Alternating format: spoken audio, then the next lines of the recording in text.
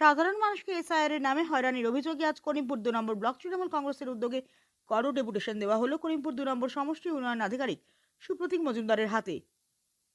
এই গণ ডেপুটেশনের নেতৃত্ব দিয়েছিলেন করিমপুর 2 নম্বর ব্লকের 77 ও 78 বিধানসভার অধীন তৃণমূল কংগ্রেস ব্লক সভাপতি কার্তিক চন্দ্র মণ্ডল ও সৌমেন বিশ্বাস ও মহিলা তৃণমূল কংগ্রেস কর্মীরা। তৃণমূলের অভিযোগ যে নির্ধারিত দিন স্থির করা সত্ত্বেও বিজেপিরা জমায়েত করেছিল এবং জয় শ্রীরাম স্লোগান দিচ্ছিল।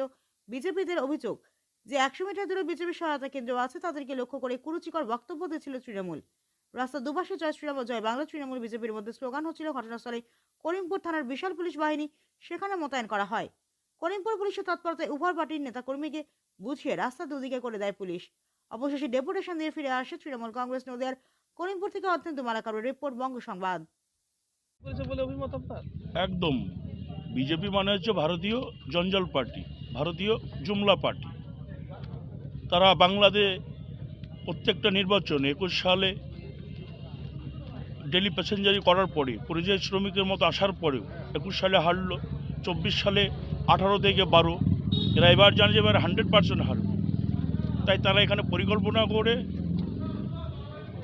যে বাংলাতে এসআর করো, মমতা বন্দ্যোপাধ্যায়ের সরকারকে বাংলার মানুষকে হয়রানি করো, লাইনে দাঁড় করো, এটাই ওদের নীতি।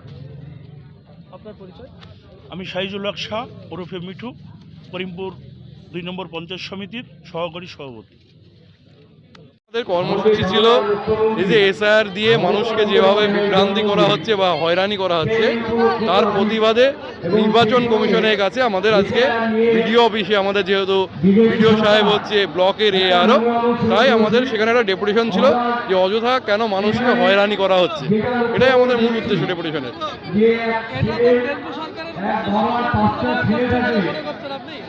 হ্যাঁ,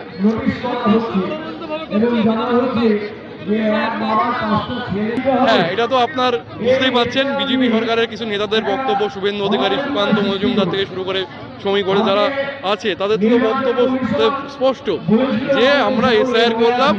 শুভেন্দু অধিকারী তো বলছে এসআইআর 14 তারিখে ফাইনাল ভোটার লিস্ট বেরিয়ে গেলে আর তৃণমূলরা ভোটে দাঁড়াবে না, মানে ওরা নাম তৃণমূলের লোকের নাম বেছে বেছে বাদ দেবে, এটা উদ্দেশ্য। অবশ্যই উদ্দেশ্য পরিণতভাবেই করছে এটা। আমার নাম সৌমেন বিশ্বাস, করিমপুর 2 ব্লক সভাপতি।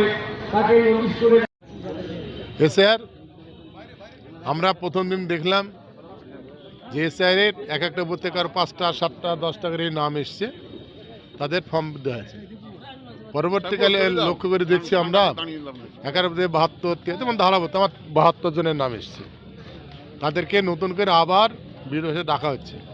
এই যে মানুষের হয়রানি, 2002